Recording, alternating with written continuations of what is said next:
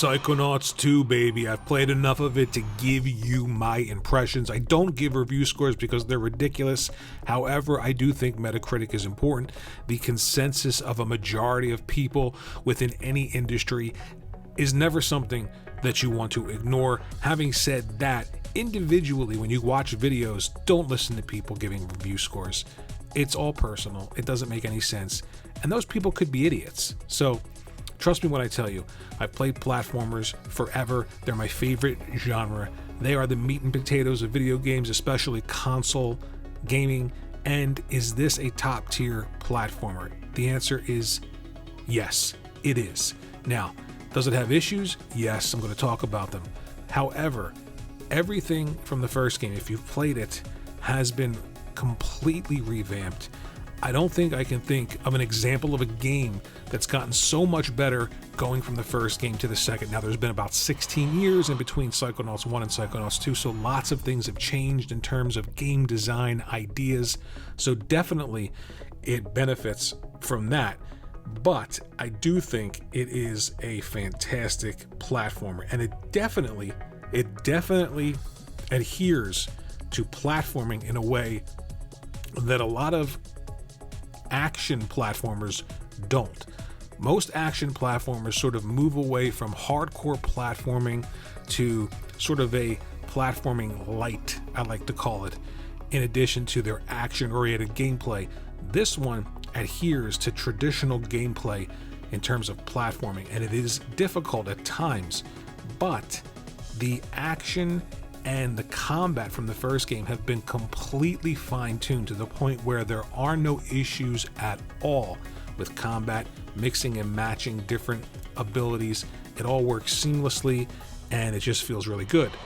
The real star of this game, though, is the writing and just the creativity in the worlds. I cannot begin to describe what it's like to actually go into someone's mind and deal with all of their hangups and have those hangups represented in different worlds, different ideas, and those ideas sort of weave themselves into different types of gameplay. It's phenomenal. There are some times that I've been playing this game and my jaw has just hit the floor. The lighting in this game, the use of color, that's a very important thing for me when it comes to platformers. The use of color, the lighting, it is just exquisite at times. Now, it does have its problems. One of the things that I noticed, and it happens quite frequently, is that Raz, the main character, his feet do not come in contact with the actual floor. So if you're walking or running, at times, stop, pan the camera around. You'll see that Raz is actually about half an inch to an inch off of whatever surface he's supposed to be in contact with, and then you see like his feet and a space between them and then the surface. It's strange. It's probably a glitch in the game or a bug, and I notice it right away.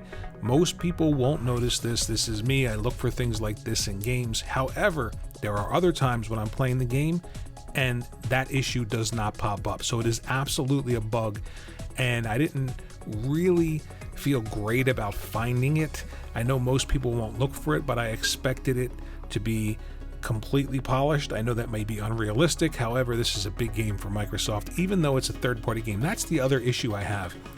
It's really difficult to see a game like this and to see it become so much better than its predecessor, and Microsoft just didn't lock this up.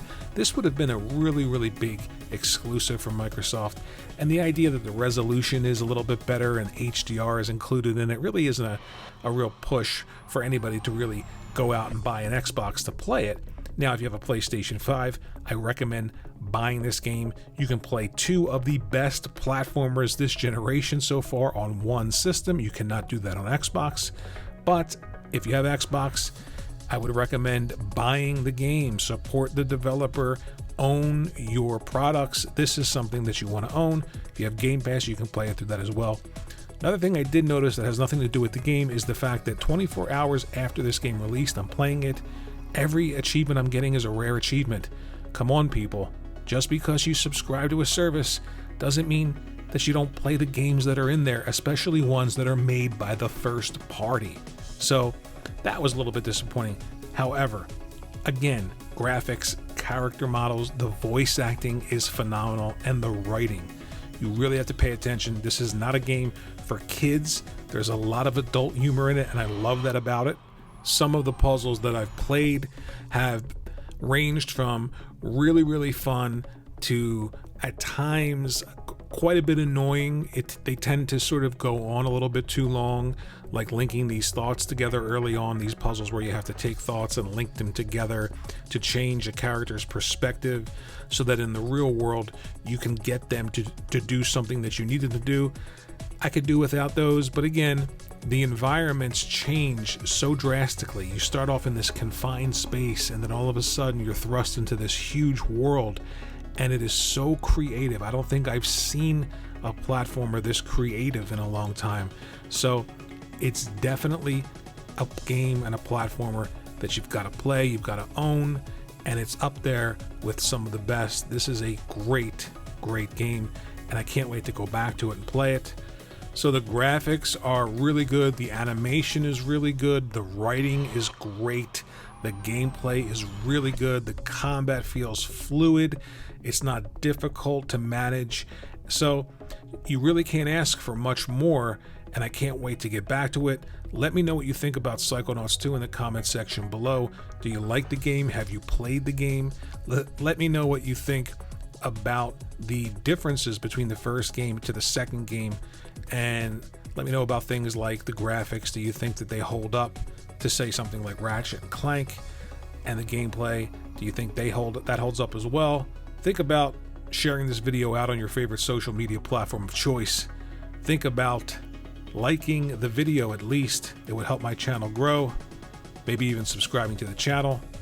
And I'll see you in the next video.